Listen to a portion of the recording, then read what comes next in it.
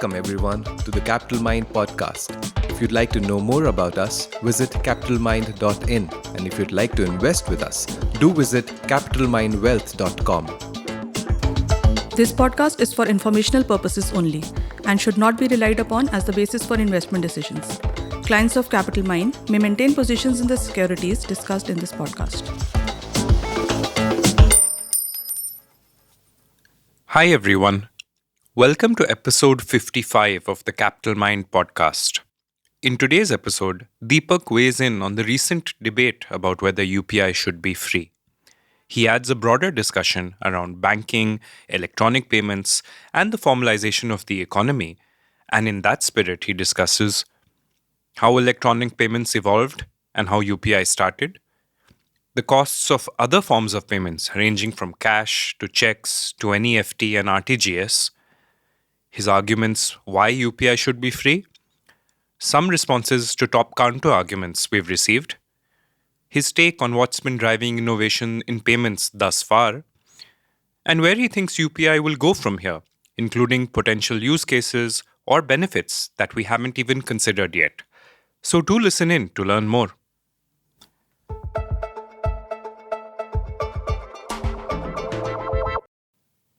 Deepak, in 2016, shortly after demonetization, I had an experience with a friend which probably sounds like impossible today.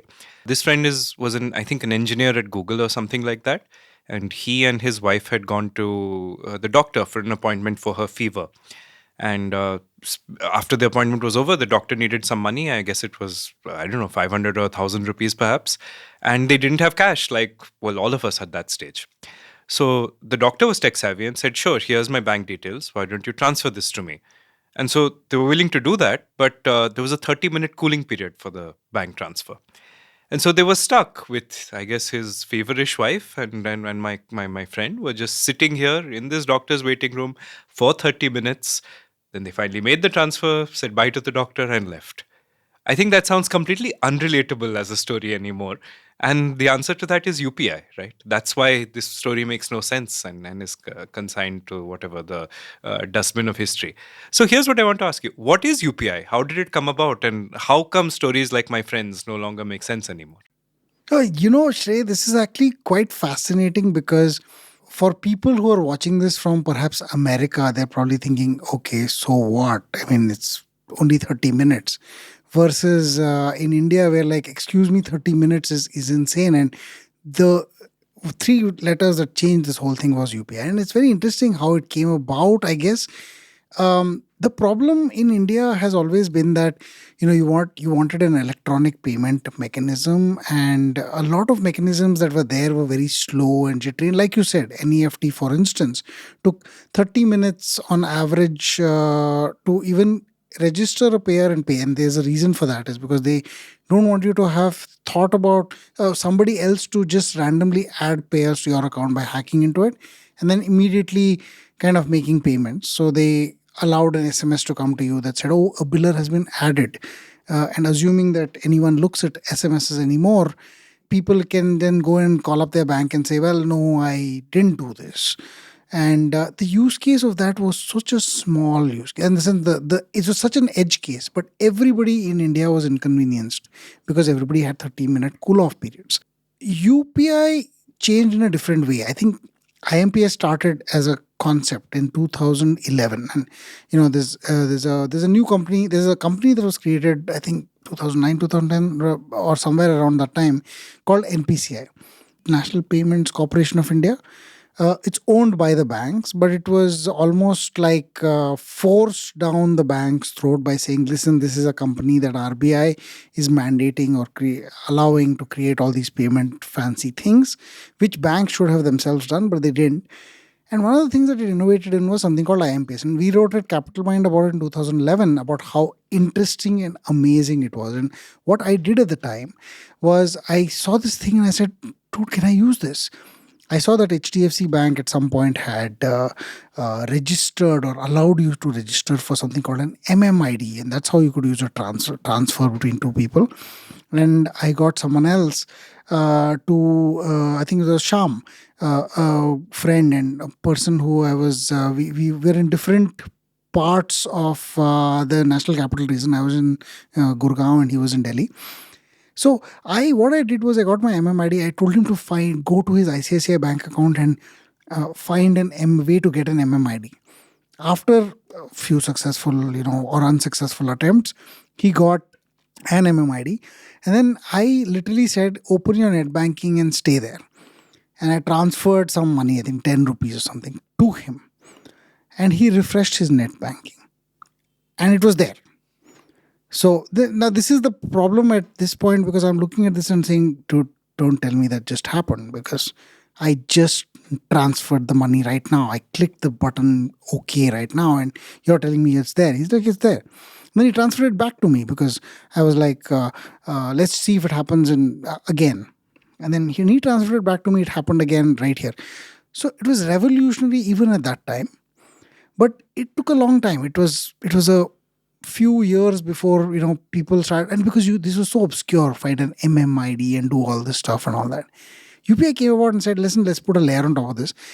People do not know how to use a concept like an IMPS in the first place.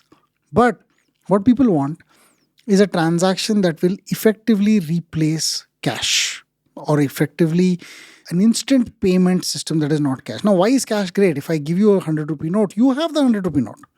You can see that you have it the minute it's left my hand and come to yours. The difference in this net banking thing is, I make a transaction on my net banking. I tell my doctor I've made this transaction. The doctor says, hang on, wait, I need to see it in my account first. That can take 2 hours. So it's not an instant handshake. It's not an instant transfer of money, and that makes people wait. There were ways to do these things in different ways. The best, of course, is cash. But nothing else came close to what UPI was. There were wallets, of course. But you had to be the user of the same wallet. So if I used a Paytm wallet, you had to be user of a Paytm wallet. Everybody had bank accounts in different places. Nobody always wanted to create the same kind of wallet account. The interoperability of banking allowed a UPI model to say it sits on top of the banking system. You can transfer from any bank account to any bank account instantly, 24/7. And with just using something as simple as a QR code. So I could use my phone's camera to scan something. That something would tell me who you are and immediately make a payment to you. You could immediately then see it in your account. So this is like an instant replacement for cash. And interestingly, and this is strange because now in 2022, in your case must have been a few years back at 2016. So you're talking about 6 years later. I'm driving on a highway to Salem, and in the middle, somewhere just after a point in the highway where the road becomes a little bit narrow, we said, let's stop somewhere. We need to buy some chips and have some coffee. And we stopped at the side of the road. There was nothing else. You couldn't see, just fields for like miles in front of you. And of course, there was the highway. And next to this highway was this little ramshackle shop. And I stopped over there and I said, okay, let's get some chips and some coffee. And the bill was 78 rupees or something like that. And I simply said, how do I pay? Because now I didn't have any cash with me and there was no ATM visible inside. And I look on his table and there is a little QR code. I could use the QR code, make that payment. He was fine with it. And it just worked. This is a village. In fact, it's probably not even a village because it's just one standalone shop next to the highway. And he accepts QR codes. Perhaps it was only because I was in the highway, or perhaps it's now ubiquitous in rural areas to be able to accept a QR code. Why? Because UPI is free. It has been free for the last 2.5 years, completely for merchants and for individuals alike. The brilliance of this entire mechanism is that you could do this transfer. I don't have to wait for him to receive the money. He instantly receives it. And one of the innovations that people have created is that there's a little sound box as well that tells you, oh, you have received 100 rupees. So they don't even have to check their phones to find out that there is a payment that's come in. He knows instantly as soon as that sound, the chime comes, that the money has been received. The scale of this is so scary because it's gone from a point where we used to wait for hours and hours on transactions to when, people just are able to receive money instantly for free, no matter where they are and no matter when it is. Yeah, that's quite. In fact, as you were mentioning that, I remember attending one launch event in 2016 around UPI, and I kept thinking, will I ever be able to use this to pay an auto? And well, that day did come. So and I do saw that. Acha. So well, look, as you know, the focus of today's conversation is going to be a lot around the debate that's ranging on whether UPI should be free. So I thought to set the context on that, let's ask one question. Can you talk a bit more about the other payment types? How free are they really? And maybe we'll use that as a bedrock on which to then build the rest of this conversation. So this comes in from, I think, a point of view of whether how the banking system exists in the first place. Now, the banking system, there is a whole concept of a non-banking financial corporation, and NBFC. Anybody can become an NBFC if they apply to the RBI, blah blah blah.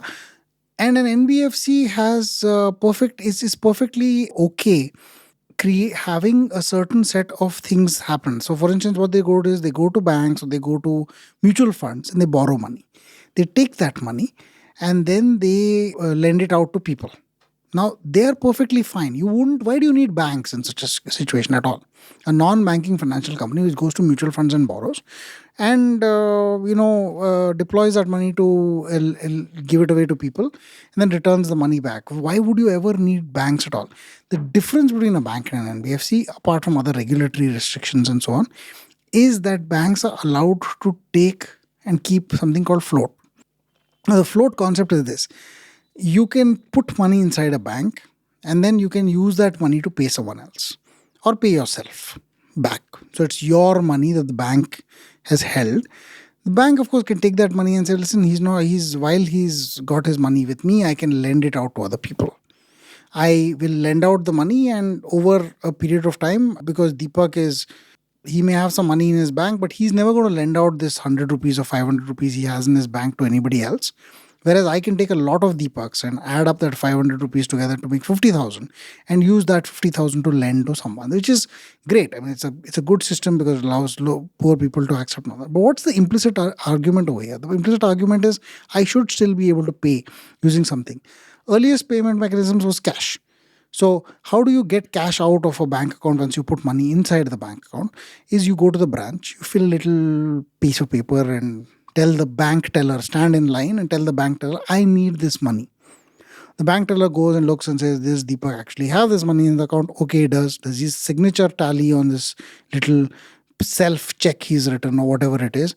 And if everything does, she says, well, here you go. Here's your money in cash. And she counts it, and there could be counting errors. And you can imagine now, there's so much cost over here. First of all, she can only serve, the teller can only serve a limited number of people in a day. So if you have a lot of customers, you have to add more tellers. Then there's cash handling itself. The more cash you have to transport that cash from RBHS to your branches. There's a cost of transportation. Then there will be soiled notes and you'll have to accept them because people will want to deposit them. All of this stuff has a cost. Now, banks are thinking, we can charge people for taking out cash. What will happen? Instantly, people will start moving out and saying, well, you can't, if you're going to charge me to take my own money out of my bank account, why will I put money in the first place? I won't allow you to do that. So banks realized that very quickly and said, listen, it's more important for me as a bank to have this money in the accounts than for them to start thinking about, whether are we charging or we're not charging. So they instead said cash is going to be free, and over time cash is free. RBI spends 4,824 crores per year, and I'll come to why this figure is important. Printing cash. None of that cost is borne by anybody. RBI spends it on its own. So apart from the bank's cost of branches, tellers, queues, all sorts of things, there's also a cost by RBI that is borne for managing and handling cash. Now, given that cash is free, what could you do to reduce costs is then make an ATM. You make an ATM machine, you load it with cash, people can go there, put their cards inside, type a password or whatever it is and get cash out. This is also fine. It still needs cash handling, but at least it doesn't need the teller, plus it's available 24/7. Can you charge for ATM transactions? Banks tried. Banks do incur a cost because there is a certain cost. In fact, it's as much as 15 rupees per transaction if you use a different bank's ATM to take your money out. Even now, that's the bank intercharge fee or something like that. Yet your ATM transaction is free. Why? Why is a bank willing to pay another bank 15 rupees per transaction and yet keeps it free for you? Same argument. If you charge me to take my money out, I won't put my money in. So ATM is free. Well, to a certain extent, 5 transactions a month They or introduce something, some limits on using other banks' ATMs more than 4 times. or 3 times. But you could do your own bank five Yeah. times a month and another bank 3 times a month and still be okay. But I mean, having said that, it's not desirable because we don't want cash in the system for other reasons. But still, this is something that at one point in time, RBI had actually restricted banks from charging at all. It's only when the alternating payment systems, and I'll come to those, they came about, is when they started saying, okay, it's fine to charge for cash. Checks, the analog in the sense of you would write on them and sign. There's never been a point where RBI said, listen, you have to charge for a check. Yet banks don't charge for checks. Banks don't charge for local clearing of checks. They give a check to a bank which is in the same, a check from another bank which is in the same city is called local clearing. So banks don't charge for local clearing, and they have not charged for the longest time, although they're allowed to. They haven't charged. One of the reasons they haven't charged is because they know that if they start charging for it, RBI is going to come down on them very heavily. Why do I know this? Because they did charge for what was called outstation checks. And they used to charge as much as 0.4% off. So 400 rupees per lakh rupees of check was charged. And sometimes on top of that, another 400 or 500 rupees as courier charges. RBI came in very strongly and said they were limiting the amount of money you can charge on even an outstation check. So banks went and said, listen, we have courier charges. We have to send the check to another branch to another city. They have to verify it and it has to come back to us as courier charges. So everybody bears the cost. Can we, charge the customer? They said, okay, it's limited. But here's the next best thing. I will make it so that you don't have to courier checks anywhere else. So banks were like, how? Well, you guys should have thought of this, but let me think of this for you. I'll scan the check and I'll send you you upload a scanned copy. The other bank looks at the scanned copy and says, well, this is a check that's in order. I've verified the signature, I've verified everything. Then you pay the money. And we'll transact electronically in the back end at a later date. Banks now saw a substantially lower cost and still did not at some point reduce the cost of checks to customers. So RBI then said you can't charge for outstation checks. So RBI has basically given them some technology that reduces their cost. Banks refuse to give that cost saving to customers. RBI comes in heavily and says, well, you're not allowed to charge for this anymore because you guys are not playing fair. Fine. The next part of the system is electronic fund transfer. How does that happen? Earlier it happened between banks. They were all the banks were on the RBI system, so you could do easy transfer between banks. But what about retail? So RBI said, listen, all your bank accounts are available. We know what your bank accounts are. You just standardize your concept of a bank account, and then there's an IFSC code for every branch. So given a code and an account number, I should be able to zero in on who this person is. So let's make them give them an easy way to transact electronically. You introduce something called a National Electronic Fund Transfer. It was called Electronic Fund Transfer, EFT earlier. Now it's NEFT. The idea here is RBI has built some infrastructure that allows for one bank account in this format of IFSC code plus account number to transfer to any other bank account through an RBI created system called the NEFT. And it was a window. So you could send an NEFT transaction, which was typically less than 2 lakh rupees. It was settled every hour. It was a net settlement system. So if bank A has transferred 100 to bank B and B has to transfer 50 back to bank A, then it was a net settlement of 50 rupees that would be transferred from one bank to the other and so on. It was a window that happened. Then they created something else called real-time gross settlement. In gross settlement, the whole amount is transferred regardless of whether it has to go back or forth. That reduces the settlement challenges. So it's not like saying, oh, well, he has to give me 48 rupees and, stuff like that becomes more complex. So they created a gross settlement mechanism. Of course, eventually all of these things evolve in different ways. The point over here is RBI created the infra and banks had to allow their customers to use it. So typically customers went to a bank, signed a form and then did it. And then they allowed the net banking platforms to initiate these NEFT transactions. All great except that NEFT was charged and they were charging a percentage fee and lots of things. So RBI said, listen, this is technology. It doesn't cost you any more to transfer much larger sums of money compared to smaller sums of money, especially at the 2 lakh rupee limit for NEFT. Come on, you can't be charging this. Well, then bank said, well, we'll charge a fixed fee. However, RBI came in and said, I will make the NEFT and RTGS systems free for you guys. Why don't you reduce the cost to your customers? Banks took the free cost, did not reduce the cost to their customers. RBI got furious. RBI said, you're not giving the cost back, so I'll mandate it. NEFT by individuals created online is free by mandate. RTGS is not free, but it's limited to 50 rupees per transaction. So you can transact 100 crores, but pay only 50 rupees as charges. It can't be a percentage fee in that sense. So this is actually quite interesting, because if you notice that the payment systems in the past have all gone through an evolution of lower and lower and lower fees, largely because RBI creates these technological improvements, the costs come down, banks see lower costs, do not pass it on to customer, RBI gets furious, RBI mandates that fees are lower or next to zero. So which is why India's payment system, even before UPI, had reached this point of RBI getting angry that, for every single step of the way, the banks have literally said, we won't do it. And then, oh God, okay, they're putting a mandate on us. UPI is exactly the same. But in UPI, there was a slight difference. They did try to charge earlier. And effectively, the government and the RBI, in different ways, said, you can't charge. That was actually going to be my next question. So has UPI also followed the same journey? Has it always been free, or was there some charge that went away? Yeah, so this is actually, they weren't free to begin with for merchants. So they were free for end users for the most part. I think the larger merchants, there was something called a merchant discount rate. That merchant discount rate, I don't know what the exact percentage was. It would have varied at the time. But the idea of UPI was that it wasn't only for banks. It was for external players as well to come in and participate in the ecosystem. So one way was to onboard merchants who would accept money using UPI. And what is a merchant? Anyone who does more than, I think, 20 transactions a day or something like that, or 10 transactions. I don't know, some funda like that. The merchant was supposed to pay if he was above a certain turnover level or number of transactions level and so on.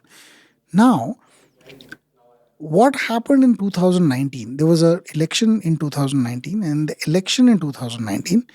After the election in 2019, there was a budget in July. In July of 2019, Nirmala Sitharaman announced in the budget, we want to promote digital payments because we don't like cash. Because when you create transactions that are cash-based, those cash-based transactions can multiply with each other without the knowledge of anything in the banking system.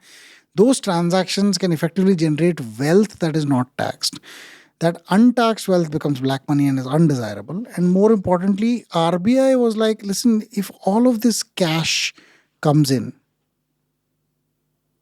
and we are at some level unable to fund the banking system, because the banking system needs people's money to be placed inside it for the money to then be lent out and for other people to be able to access it. RBI doesn't like the fact that cash leaks out of the payment of the system and makes alternate transaction systems possible. So, given that, the simplest concept among all of what everybody has, or all of what the government wanted to put in was, don't charge for UPI payments. They not only just said that, they said, it's a budget, so we can actually amend an act. There's an act called the Payments and Settlements Act 2007. They amended an act of parliament. I'm saying this because we need 540 legislators to vote for something, or 540, whatever, some 43 legislators to vote for something that is an act of parliament. You gone to that extent where you've enshrined in an act of parliament that UPI payments will be fully and absolutely free without a merchant discount rate at all. Whether you're small, large, blah, blah, blah, doesn't matter. After that also, banks thought that this is a temporary measure and they put in a clause saying from March 2020, we will start charging if you do more than 20 UPI transactions. The income tax department sent a notice to all the banks saying this is an act of parliament just shut up and make it and keep it free. Literally, it's literally written in, of course, flowery language compared to what I just wrote. But the language was very clear. Dude, you cannot override an act of parliament just because you think you're a bank. And honestly, RBI hasn't said UPI should be free. But remember, RBI does not have to. If it's an act of parliament, it applies on every citizen of this country and every regulator of this country, whether they like it or not. So, given the fact that UPI is now free by mandate from the government, things change, or things have changed inside the RBI, because it wants to perhaps generate or create this awareness that there is a certain cost to UPI and all that. We'll come to that. But UPI hasn't always been free, but it was free from 2020 January 1st onwards. In fact, it was written in 2019 itself that we are going to make it free. And in 2020 January 1st is when it was free by mandate. Everybody understood that it was free, and it would be free for us as merchants, us as individuals, and no bank or any other party was allowed to charge at all. So you've weighed in on this in the past few weeks as well. And so let's maybe now get to the heart of this. If you could just talk through a bit, what are your reasons or motivations for believing that UPI should be free? I mean, we sort of get the government's angle here. You've alluded to it. You seem very strongly in support of that. So maybe you could talk through that. Why do you feel this should be free? Let's just this is something I'm really passionate about. I think you've seen me in crazy action. So see, all of banking, and we have to first identify this. Banking is not a bunch of silos. It is not, oh, I am borrowing, oh, I am lending, everything is linked. So you borrow at a low cost and you lend at a higher cost, and you make the spread in the middle. That is what core banking, the banking is core about. But it's not a non-banking financial company which could also borrow and lend. It gets to keep the current and savings account of people and enable them to pay. This current and savings account is called float. Effectively, this is a CASA. This is current account, savings accounts, very low cost deposits. So average cost of funds for say HDFC Bank is 5.5%. Now, why is it 5.5? Why is it not 9, which is what, or 7 or 8, which is what most NBFCs borrow at? The answer to that is simply that they have so many current and savings account. Current account, nobody pays any interest. And savings account, they pay, roughly 3.5 to 4% of interest. Whereas if the banks took this money and lent it out, they would get more, substantially more. But let's say they didn't. They had too much money. And they just took that excess money, and banks do have too much money right now. But let's say they took that excess money and kept it with the RBI overnight for, whatever it's saying, or with in something called TREPS or something like that. The minimum they would get is 5.15%. That is how much money they will make on idle money that's sitting with them. That means they can minimum get 5.15%. Now, as of March 2022, there was 17 lakh crores in current accounts and 60 lakh crores, close to 60 lakh crores in savings accounts. These two together add up to 45% of the total deposits in the country. That means if you add up all the money in the banks, 45% is in CASA, current account and saving account. Saving account is about 60 lakh crores, 17 lakh crores of in current accounts. Even if you say that's 15 and 60, just as a rough measure, if you're going to make 5.15% on roughly 15 to 17 crores, 15 to 17 lakh crores, you have 85,000 crores. That is a float income from just what is available in current accounts. Okay, take a little bit, make it 75,000. Because, you have to keep some money for CRR and some regulatory measures and all that. But assuming you kept that also, you would still have at least 75,000 crores of income just from current accounts. If there's a 1% spread, because you get 3.5 to 4% is what you have to pay for savings accounts, and then you get back 5% if you take that money and keep it in the lowest earning deposit in the country, which is the RBI deposit, you would actually get a 1% spread. So 1% spread is another 60,000 crores. So 75 plus 60, 130. Let's just say 100,000 crores on overall. 100,000 crores is now available to banks as float income for literally anything that sits in current and savings account. Now, why would people give money as current and savings account? Only if they want to use that money to pay for something. Because otherwise you'd make it a term deposit. You want money that is available to pay for something just in case something comes up. You have average minimum balances of banks. That minimum balance is at a level that you have to keep it there, otherwise they charge you a fee. But banks can use that money to lend as well. So this float concept has always been used, has been designed for only one thing. You should allow me to take my money out with low friction and at a very, very low cost.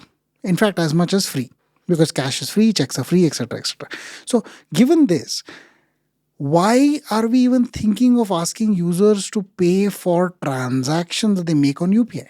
It makes more sense for them to say, let's sequester this 100,000 crores and take part of that 100,000 crores. And I'll show you how small it is to create a payments ecosystem compared to this 100,000 crore number. Now, like I told you, 100,000 crores is what banks earn from float. RBI spends 5,000 crores on just printing cash. Again, banks don't pay for it. Apart from that, bank handling costs and branch costs and all that, which of course branches are useful for other things like giving loans and all that. But if you add up maybe a portion cost of what it costs for payments, it would probably add up to less than 15 to 17,000 crores. That is the physical infrastructure and people needed. The technology cost of this is even smaller. And I'll tell you how small. NPCI, which runs the National Financial Switch, which connects ATMs to each other and makes things happen between each other. It runs IMPS, which is another payment system. It runs a bunch of things around Aadhaar, NFS, something, and all that stuff. All of this together with UPI costs it 680 crores per year, period.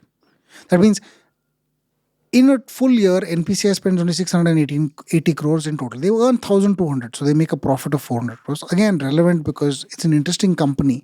NPCI is created as a not-for-profit, so it should not try to earn profits. So technically, if it's making a profit, next year it should reduce its charges. Assume that even if it does, the cost is only 680 crores per year. Now remember, banks earning 100,000 crores. We are talking of 680 crores in transaction costs that NPCI earns. Let's say banks spend a multiple of this, 3x, because they don't do anything. I mean, all the hard work is being done by NPCI, which provides APIs, which banks have to consume by using apps that they have. So at some level, of course, banks have to set up some infra. Let's assume that infra costs a lot lesser, but then there are 40 banks and blah, blah, blah. If that costs 1,500 to 1,600 crores, that's 2.5 times more than what it costs NPCI. And by the way, NPCI is not doing this only for UPI. It's doing this for everything else, right?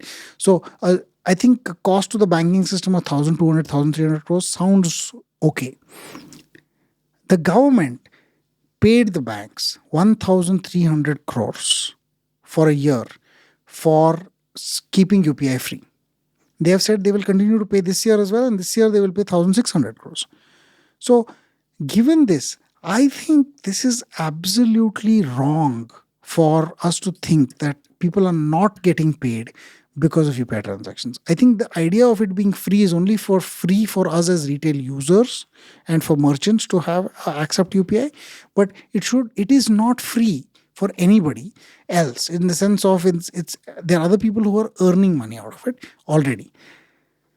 The problem that people think is, this is public infrastructure, it's like a toll road, for instance, and that why don't we allow toll roads in the economy now? First of all, as I said, the cost is really, really small. It's not like a toll road which costs so much that you have to recover the money using toll. You already have recovery mechanisms like float to earn substantially more. I'm talking of an order of magnitude of maybe 50x to 100x more that banks are earning on float. Still, let's say that you wanted to say that this is a toll road. Which roads are tolled? Are all roads tolled? No. If all roads are tolled, nobody will be on the road. We know that. If you were asked to pay every time you got out of your house and drove a car, you would not do it. Second, the concept of a toll road is it is a road that is pretty typically on a highway. Look at most toll roads inside city. Most, I say, because Bombay does have some toll roads which are still existing, and the Supreme Court hasn't yet come to them. But when they do, I'm sure at some point they will start acting on this. But having said that, I think if you were in a toll road situation, like for instance, there was a Noida toll bridge, for whatever reason, courts have said that cannot charge toll anymore. They can put up ads, but they can't charge a toll anymore. It's a busy road, a very busy road. And yet, I think the word is not yet. I think it's because it becomes so useful as a throughfare that people don't want to inconvenience them by setting up a toll in the middle. They did the same thing for the Gurgaon toll. There was a big line. Lines were so long that it would take you X amount of time to get to that toll and 2X of the time just to pass through that toll. Supreme Court again gets in and says, what nonsense is this? What gives you the right to completely destroy people's lives when you have such long tolls? There are toll roads. The rule of the toll road in India is that if the line is more than, I think, 6 cars long or 7 cars long for more than 5 minutes, the toll is supposed to be free. The toll operator is required. So you can actually take a photo and send it and say, you need to reverse my toll.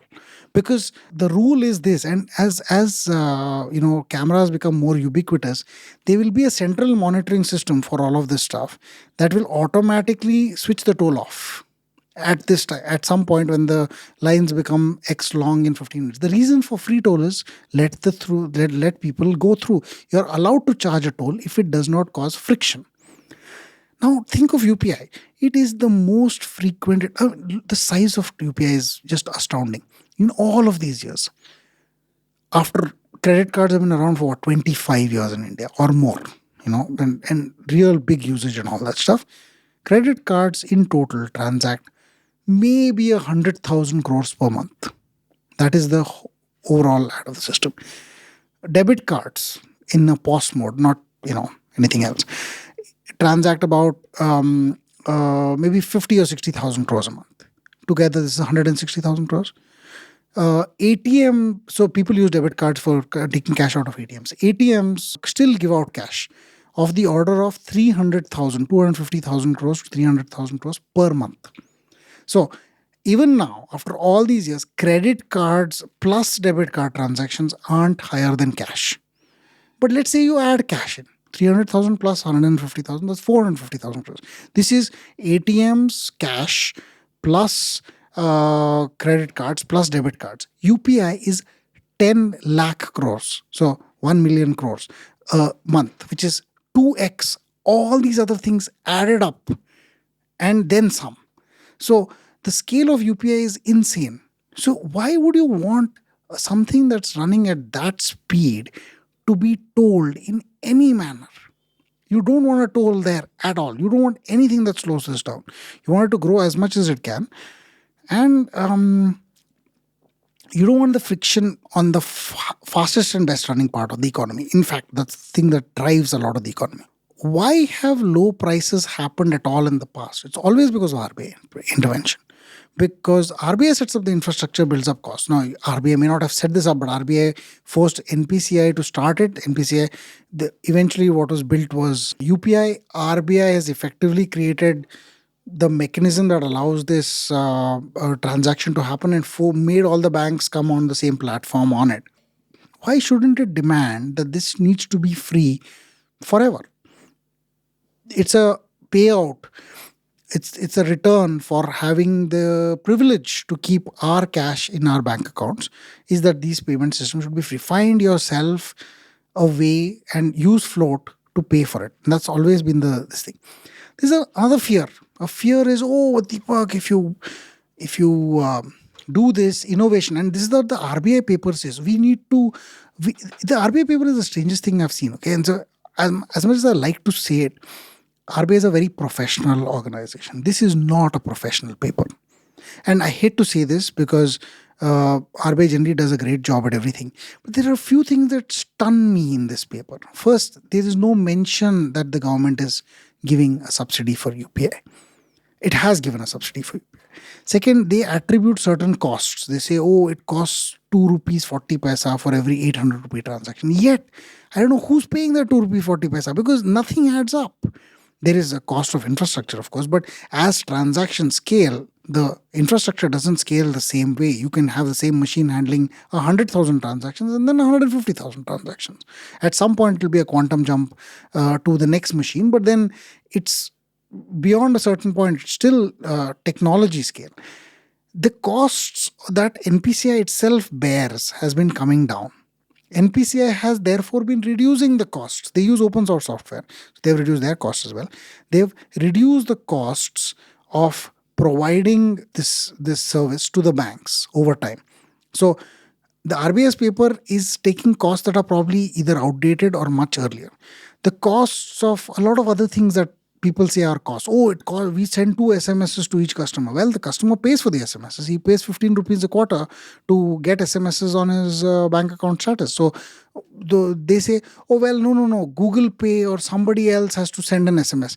Well, that is their problem. This is the banking thing. Go recover it from the banking float revenues. Why are you guys... because anyway, you can't operate in the UPI model without a bank in the place. A bank has to be the provider of everything. So that's why you get something called OKICICI, which is at OKICICI rather than at anything else, because ICICI Bank is then the sponsor of that particular transaction. Now, this is where it gets interesting, because the fear is that, if you don't do this, innovation will go away. That's what the paper says.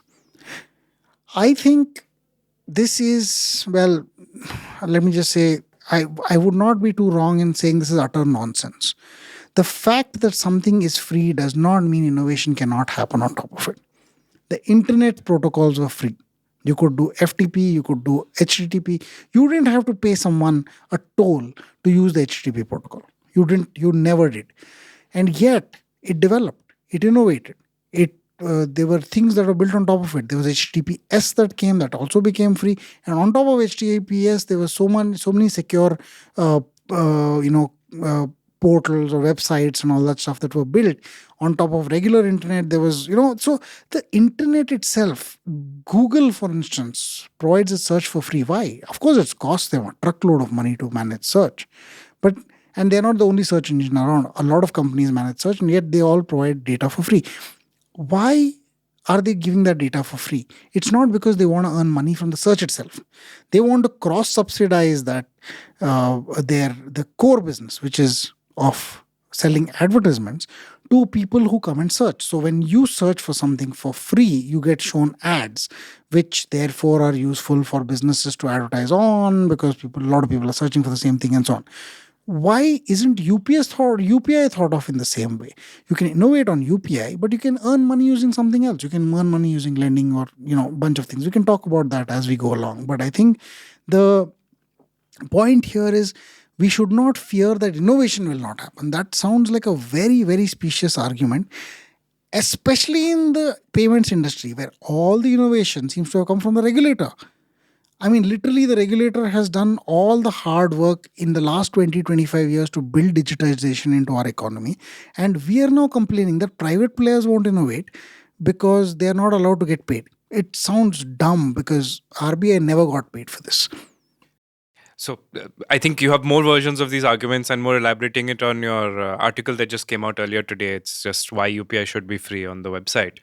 Deepak, I'll move on to my next question. So to prevent this from being, too one-sided, I went through your Twitter thread from maybe a week or two ago and picked out 3-4 pretty, good-sounding counter-arguments to this. I thought I'll run them by you and just get your thoughts on why do you feel there is merit or not to them. So the best counter-arguments from my few minutes on Twitter.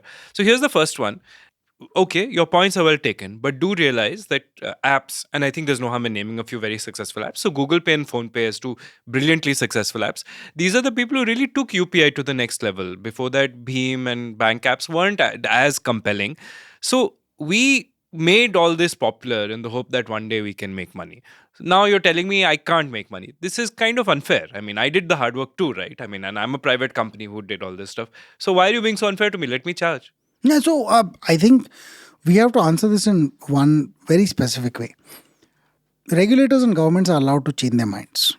That is how regulation and stuff works worldwide. when it's for the best interest of the country, and UPI definitely has seen the best interest of the country after going free, they will change the rules. They didn't change the rules in a way that said, oh, you know what, we will do this for COVID, or we will do this for this. No, no, no. They changed an act of parliament, 540 people voting, etc. And legislative. You can't get these 540 people to say yes to something without it being quite dramatic and big. And yet you got them to say yes to something, and then to reverse this free part of it, you have to get the same 540 people to undo this concept. This is not an ordinary change. It's a very large change. So imagine you're running a business and suddenly somebody comes and says, well, you know what? I'm sorry you're building this road, but we're not going to allow you to charge a toll for it. And then you keep building that road. It's not like, oh, well, we caught you by the neck and said, if you don't build this road, I'm going to kill you. But you're not going to allow to be charged a toll for it. We just said, you can't charge a toll anymore. And the two largest players, Google Pay and PhonePe, said, okay, thank you, but we'll keep building.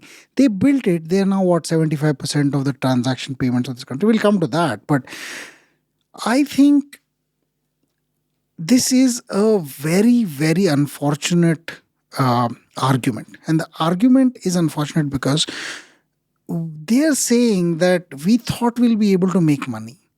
We said in an act of parliament, the government has said you will not be able to make money on payments. You continued to build and grow this ecosystem without, and I mean, now you tell us it's charity, but come on, it's not charity. It was a business deal, and you took that decision when you did. And yet, if you didn't shut shop at the time, you're going in willingly. And you're not a business who is misinformed about all of this, and therefore you're on your own. Now, a lot of businesses have chosen to say, when the rules change, I want to shut shop. So, for instance, Citibank said, listen, your rules on foreign banks are terrible. I am going to shut my shop and I'm going to go home, my retail shop, and I'm going to go home. Fine, great, no problem. Hardly anybody cares, but some people who care are very vocal on Twitter, and they were unhappy when I made some statement. But I mean, it didn't change the banking system one little bit, and it's fine.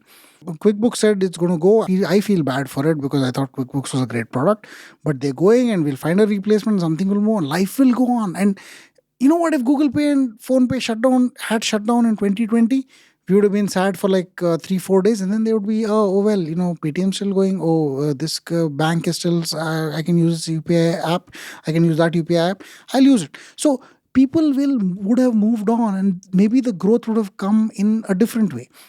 What I think is really weird is that once you've stayed back a few years after this act of retirement, it appears to me that what you were doing was building your valuation on top of this free platform. Saying, oh, I have so many users, look, value me at some $1 billion and so on. But now you see that interest rates in the US have gone up, people have crunched down, the VC capital is not as easily available, SoftBank is a little bit wounded. You're suddenly saying, oh, well, you know what, I can't build valuation, so let me try and, get the customer to pay me instead, and maybe that will help. I think that is the most nasty part of this whole thing, which is that this argument seems to happen simply when you stop being able to be, you suddenly see the model of charging for, getting valuation on eyeballs no longer possible. So now suddenly you want to charge the customer. Fine, you're allowed to change your mind, but the fact is the mind that was changed has already been changed, and you have the option of leaving. I think what seems unfair to you is, or unfair to one party like a GPay or a PhonePe or one of these guys, is actually a leveling of the ecosystem that said, you guys came in, you guys poured money into a system because you could afford to lose money because you have other stuff that's happening to you that is in your favor. You could afford to lose money, so no Indian entrepreneur which did not have the capacity to do so could get in. Maybe those Indian entrepreneurs could go in and say, well, we could build a business on top of this. But they couldn't get in because you were giving literally, not only were you doing this for free, you were also paying customers to be part of this platform. Which means you were saying, if you transact between A and B, I will pay you 10 rupees. Who does this? It's like, it's the craziest thing I've ever heard, but people did this, to encourage the platform to come and so on. But this is the kind of crazy behavior that was unfair to literally anybody else who wanted to make a profit anyhow. From the other things, I talk about ads or something like that. But given that, I don't think it's very unfair that the model is going to change in any meaningful way. So let's play out your scenario, because this was also one of the objections and raised is, "Theek fine, Deepak, you're saying Google Pay and PhonePe have perhaps not taken the wisest decision, and now that things have changed, it's unfortunate for them." I mean, I'm sure there are other people. They're just calling out these two because they're the biggest. So let's go to this. Let's say they take your challenge up and say, "Fine, Deepak, we'll leave. I get it. Don't you see that the number of transactions is going to collapse? That's surely not what you want. So let me, in just good faith for the country's interests, charge the money I want to charge so that we can keep these number of transactions large and growing." What's your response to that one? Yeah, in fact, I think it's true. There are two very interesting parts to this. Okay, and the first part I'll talk about. The transactions will definitely come down because they're bigger players. People already have them on their phones and stuff like that. But others will come in and own the process. This is super interoperable. I mean, you can take. And the problem that these companies always had was they never revealed UPI IDs of the people who got the money. So it was more difficult. It is even today very difficult for you to take out a set of the contacts to whom you've paid money and their UPI IDs and put it into an Excel sheet. And then, it's very difficult because the apps don't allow it. So they don't allow export of, like, say, a nice little thing that says, well, these are the people I've paid. So tomorrow if GPay shuts down, I could import this into some other thing and continue to pay those people, normally. They think they own the data of who you paid, and therefore they don't allow you to download it. And because nobody owns this process, if you knew who you had to pay, then now you can even pay by phone number, and they will resolve the phone number into UPI ID and so on. You could use Bheem, which is by the NPCI itself, or you could use any of the other bank apps. In fact, it's a very interesting part, because if you think of monetization, there are two ways. Take a payments bank like Paytm. They get paid by the government. As I said, the 1,300 crores, part of that payment goes to it. Paytm Payments Bank receives roughly 1,500 crores per month of payments that come in through the EPA system. That means people's Paytm bank accounts get credited with 1,500 crores because they're a receiving bank, because Paytm's app is relatively easy to use and all that stuff.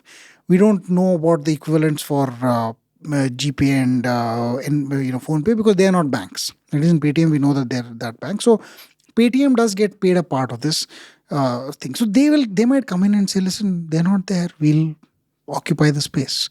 Or a bank could step up the game and say, well, what's nice about their apps? These are the UI features that people really like and so on. Let's build it. We'll build it out and we'll do our own thing. And all bank apps have UPI by default. Well, it's almost 90% of bank apps have some kind of UPI interface. So they have to enhance it to use, for you to be able to use a bank app to pay someone else. They could do it. Now, ICICI Bank itself has done a very peculiar thing. What they did was, they said, for our merchants, we'll allow you to collect payments through UPI using your ICICI Bank app itself. You could have your own bank accounts anywhere else, but you could receive money using the ICICI Money app. This allowed payments to flow in from their ICICI Bank apps instead. So they provide some merchant solutions and so on. Now, because they were able to do this, they are able to see which merchants are credit worthy and which are not. So which are getting regular transactions, which are not. They could then offer them packaged loans. They could actually tell them, we can help you move from your current bank account to an ICICI Bank account. We'll give you a better deal. This kind of cross-sell and upsell that is happening, maybe, you might argue that, it's not legal to do this. But I think what they've done is an interesting form of monetization of the process in the first place, which says, well, if we are doing this part of the ecosystem, I'm going to give you a product that's not UPI itself, but that's linked to the fact that you're receiving these payments, and therefore make your life better. I don't think anyone will complain about this. What's important to understand this is, if Google Pay and PhonePe had shut down, these guys would occupy the space. Maybe they're not the best, and they're not this. Here's the other thing. They should give cashbacks, right? So, and okay, this comes to my second point. And before I go to the cashback part, let me explain something else. We say there's a 10 lakh crores being transacted in UPI, out of which 7.5 lakh crores are just GPay and PhonePe. These are businesses whose money is made in valuation for some part. Somebody has to value this business and perhaps they have to raise more money or they have to go IPO or something like that. If you were a party whose future depended on the number of transactions you did, but not the amount of profit you earned, what would you maximize? The number of transactions you did on your place? They did two things for it. The first, perhaps, and first that I know of is that they gave cashbacks, and we'll talk about that. But another thing that they did, and I'm sure this is happening as part of the ecosystem, is you could get a bunch of 30 or 40 friendly people that would transact with each other using the same application. That application suddenly looks like it keeps getting the highest market share because I could take 50,000 rupees and keep transacting one to the other, one to the other, one to the other, and so on, to a point where this whole system could look like there is a significant number of people that are transacting between, even though it is between each other, and therefore their market share is higher. This, we don't know that this is not happening. All we know is that we see the total numbers that's coming in place. This is very easy. In the stock market, they call it circular trading. And it happens. We all know it happens. But it's just a little more difficult to detect. But there's a regulator called SEBI that's trying to detect this. Who's trying to detect this or anything like this? And is it illegal at all? Is it illegal for me to pay you 100 and you to pay me back 100? It's not. So given that there's no illegality, why would anybody even probe this? But I think if your valuation depended on the number of transactions you make, then you would do this.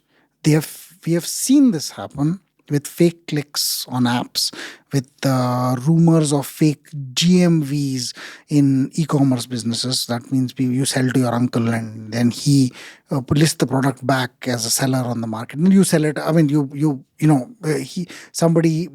buy from him again and then he puts the product back. So you do a circular thing over there. All these kind of tactics are what used to be called growth hacking.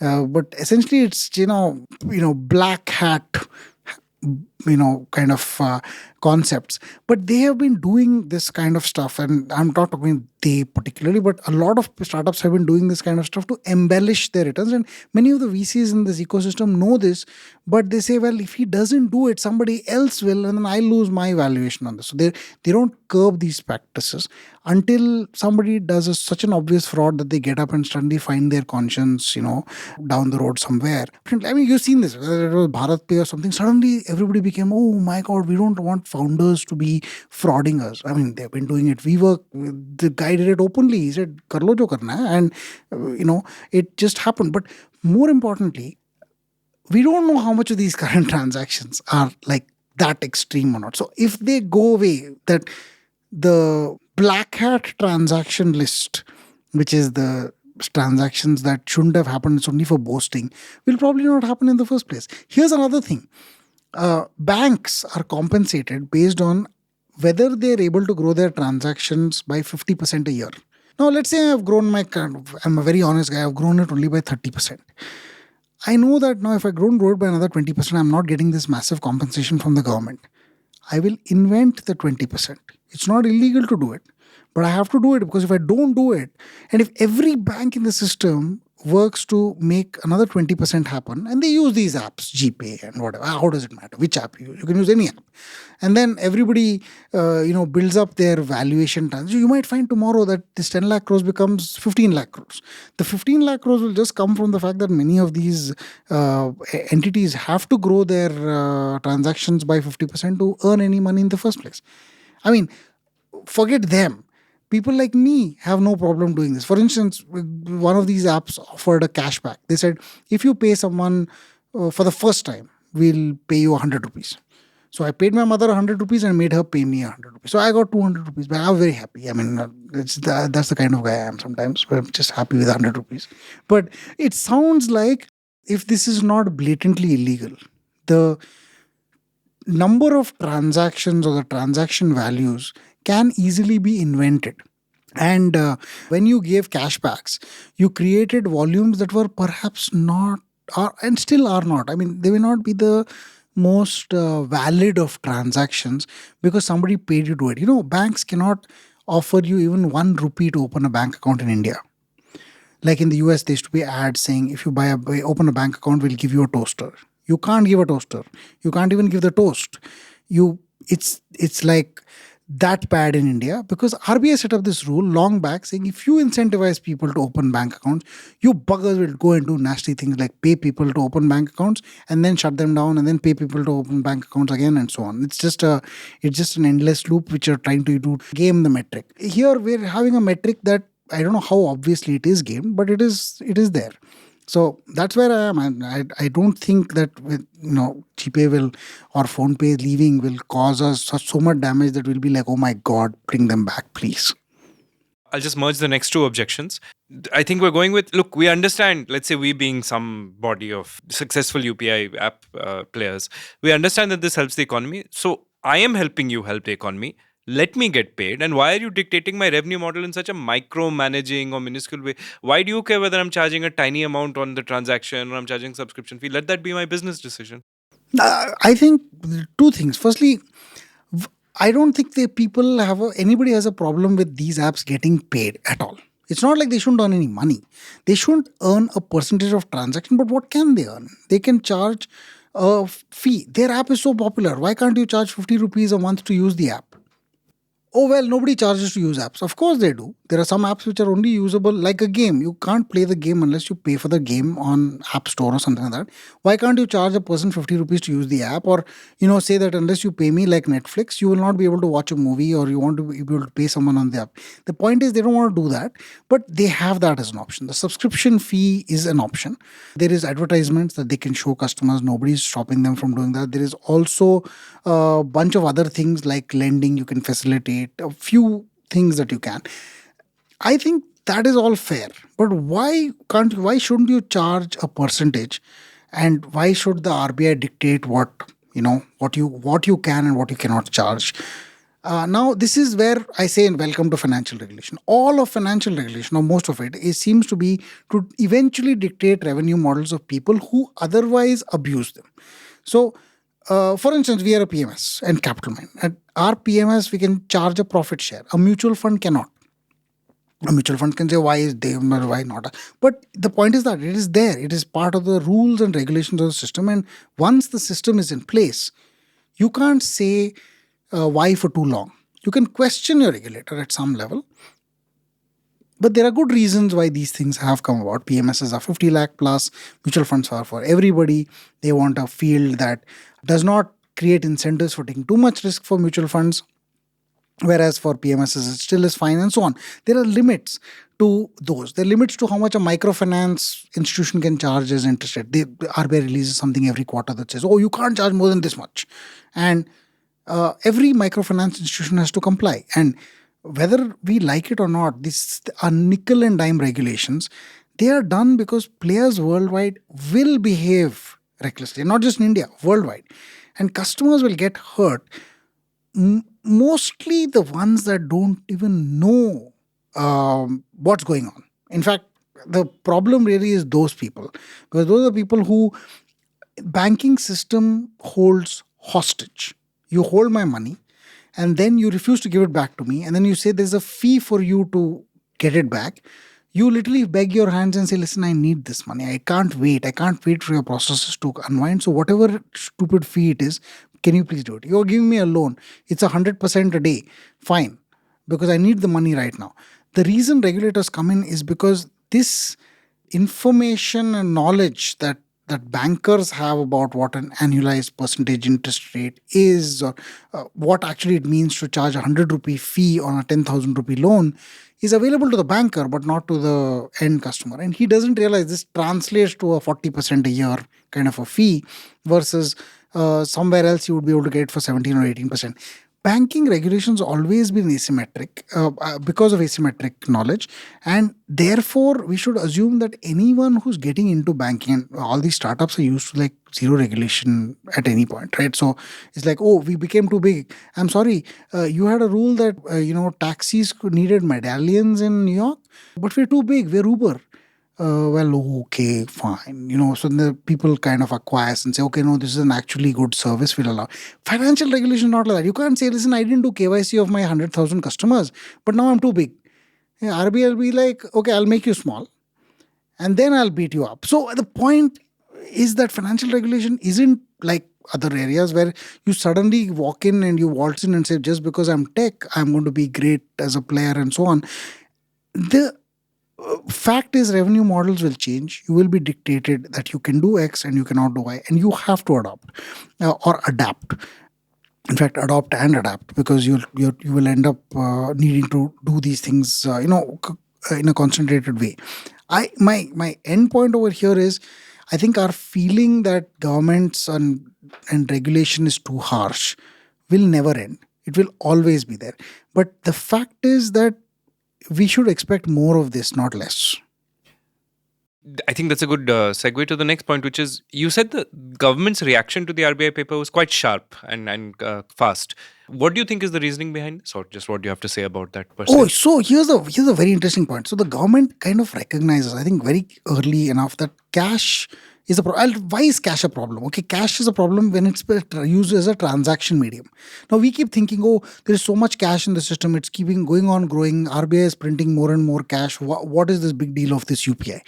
The point is that cash is not a problem if it is held by you in your house to deal with an emergency, for instance, because that is you hoarding cash. There are politicians that hoard cash with illegal bribes and all that stuff. That is a bad thing, and undoubtedly that is something that we should stop. But that you can't stop it, because you'll also stop, for instance, the housewife who is squirreling away cash because her husband is abusive, and once it becomes a certain amount, she'll be able to leave and perhaps make herself a better life. That is a use case we should definitely allow. Therefore, hoarding of cash cannot be disallowed in any meaningful way. And hoarding of cash isn't a problem. So you collect cash and you just hoard it, it's fine. The problem comes when people use that cash for a transaction, buying something from a shop. The shop uses it to buy something from someone else. Then someone else gets a haircut with it. You create an economy around cash, and that economy is completely unaccounted. And that's what the government doesn't want, right? Because it goes and avoids the whole tax situation and creates impetus for black money. For people to hoard it, they should be able to use it for transactions. The more transactable cash is, because people are accepting it virtuously everywhere else, I think that creates a problem for the government. Has UPI stopped this? The answer comes in amount of So the reason I would transact with cash is I would go to an ATM, draw cash and transact with it. So the more transactions I do, the small transaction types, I will actually be going to an ATM a lot and withdrawing a lot of cash. So earlier, this system used to grow as much as 12 to 15 to 17% a year. That means I was doing about 50,000 crores of transactions in ATMs per Indians were doing. 50,000 crores of transactions per month, it became 100,000, became 150, 200. Like I said, it was always greater than whatever credit cards plus debit cards were doing. Except until UPI became free by mandate. From 2020 January to now, the total ATM transactions for cash are flat, which means what was 250,000 crores then is still 250,000 crores per month. UPI, on the other hand, has gone from 120,000 crores to 10 lakh crores, which is roughly 10x, 1 million crores. So which is 10x more in roughly the same time frame, maybe a little bit here and there. But the idea being that the fact that UPI transactions are allowed, we actually reduces the amount of transactable cash in the system, and therefore has helped the government. Since the government recognizes this, I think the fear that the government has is that if you start charging for UPI, people will start moving back to cash. They don't want that. And if they don't want it, their immediate reaction was, listen, you cannot charge for UPI. I don't care who you are. In fact, given that, there's an act of parliament, RBI cannot override it. But at best, they can try to create, if they were position the paper as saying, listen, we want to create a global, we want to understand how we can petition the government to do this. They actually said, no, but should UPI be charged at all? Which is not now in their jurisdiction at all. It's actually a government thing. But the government recognized this very early. They didn't tell the RBI, it's not your jurisdiction. They told RBI, we will not allow you to charge for it. period. So I think that is why they did it. To move from a debate to something a little more positive and interesting, on a positive note, so the number of UPI transactions have gone up tremendously. Hopefully, it's brought a lot of people into the system. Maybe it's reduced cash, which, as you said, is both helps with, curbing black money, increasing tax collections, and perhaps some transmissibility of monetary policy and all that good stuff as well. But what do we have to look forward to if we keep using UPI? Is this just 10 lakh crores per month go to 20 to 30? Or is there some other more interesting stuff that's up ahead other than just volume growth? I think the volume growth will come from application usage. Now, application usage is where the interesting thing comes. At the very basis, you might say, listen, we have a restaurant bill, I have paid it, it's a 5,000 rupees, and now I have to split it between 5 people. Each of them have to pay 1,000. If I click a button on my whichever app it is, it should send UPI collect requests to 5 people.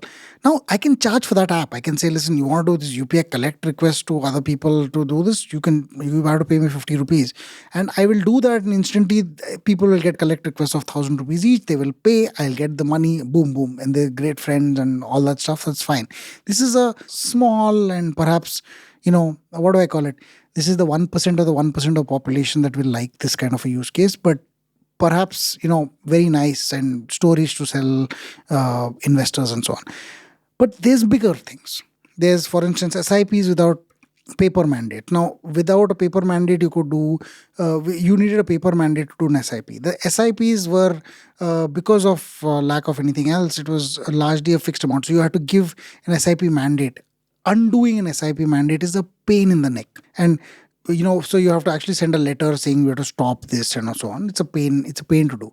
However, a UPI mechanism can be used very easily. So for instance, you just say, listen, send me a UPI request every month on the first of every month, and I will approve the amount whenever I want. Send it to me for 10,000 if you like, and then if I want to put more, I'll put more.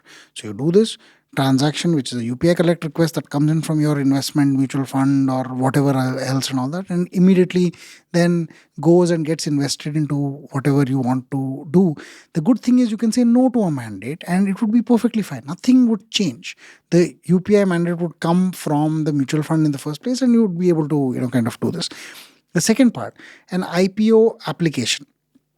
IPO applications were complicated because you said, well, you know what, I'm going to apply, but I don't know if I'm going to get the application. So I don't have to pay now. I have to pay at a time when the IPO actually gets allocated to me.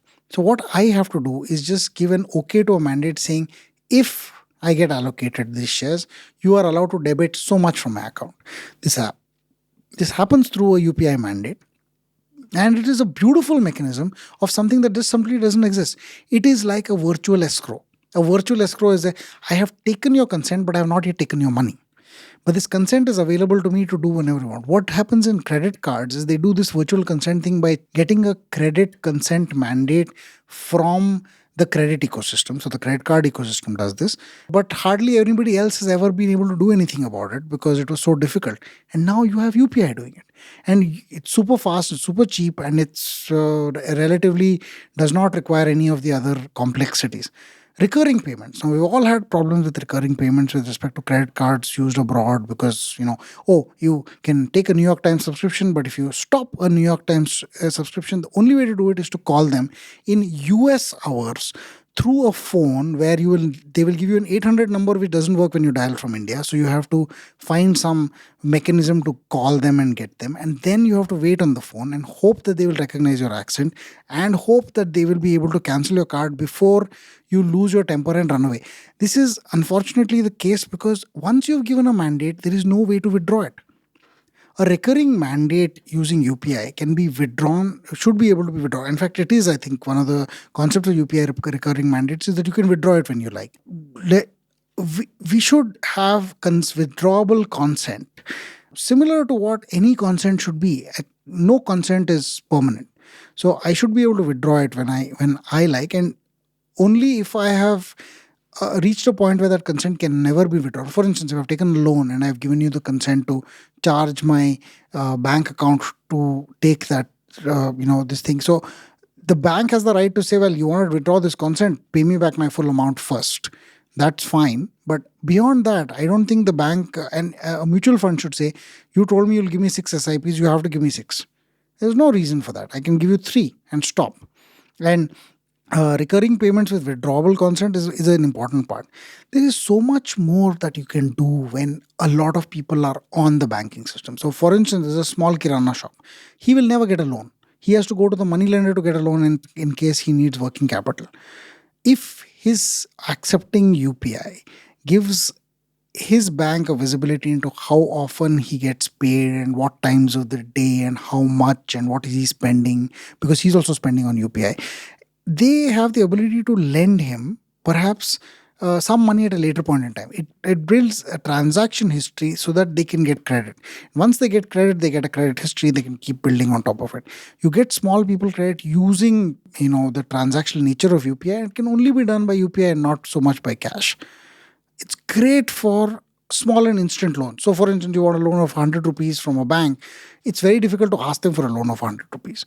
You literally have to say, oh, forget it, I'll ask a friend. But you could get a 100 rupee loan from a system that allows, because the cost of delivering a loan today is very, very high.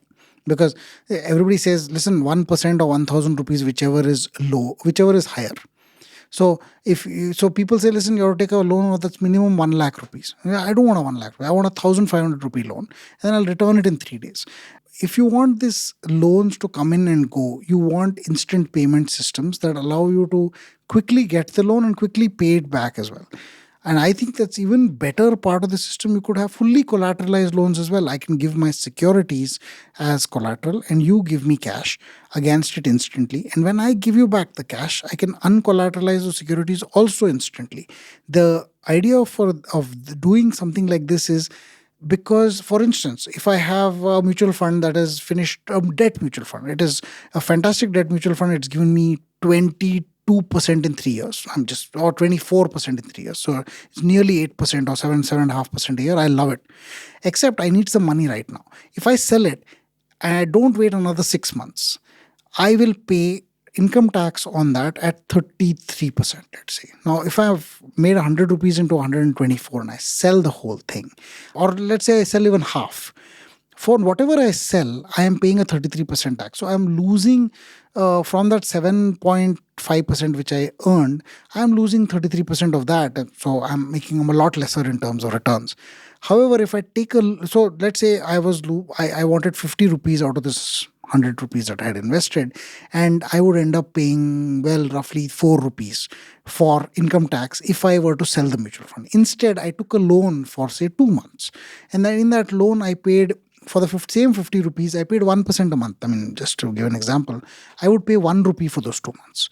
Instead of paying the government 4 rupees, I pay the person I borrow from 1%. I can give the same debt fund as a collateral, and I would get a much lower. But the reason I would never do this at 100 rupees. But people want such sums, right? They want 10,000, 15,000. That's the amount of short-term money people require. But they end up, selling their assets for it. Instead, you could just quickly, girvify. They do that with gold jewelry. I need money for 3 months. Manappuram's biggest and Muthoot's biggest this thing. And by the way, we own these stocks, so it's not like, this is not advice. It's not advice. But their business is really short-term loans that rotate by people giving gold jewelry and then taking it back after 3 months or 4 months and so on. So the interesting part about this is you could do this with financial collateral instantly using UPI, where the collateralization is instant and the payment to you is also instant, and the reverse cycle is also the same. The rails are hugely exciting because they allow people to transact using just a QR code, which means I don't even need to be able to read to be able to collect payments and pay someone. I think that's so superior that tomorrow the kind of stuff that we will see on top of it, this 10 lakh crores will seem like a blip, and we'll be like, why weren't we doing 30, 40 lakh crores a month at that time using something like UPI?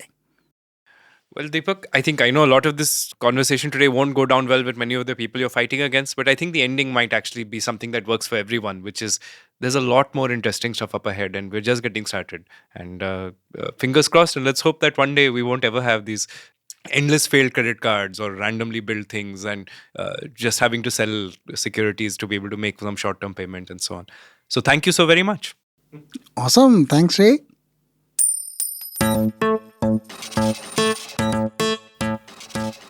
Thanks so much for listening. If you like how Deepak and the Capital Mind team think about markets and investing, please do visit capitalmindwealth.com to learn more about our portfolio management service, where we can manage your money for you at what is probably the lowest cost in India, with products starting at 0.25% per year and no performance fee. If you're interested in factor-based models like Momentum, we might have something for you as well.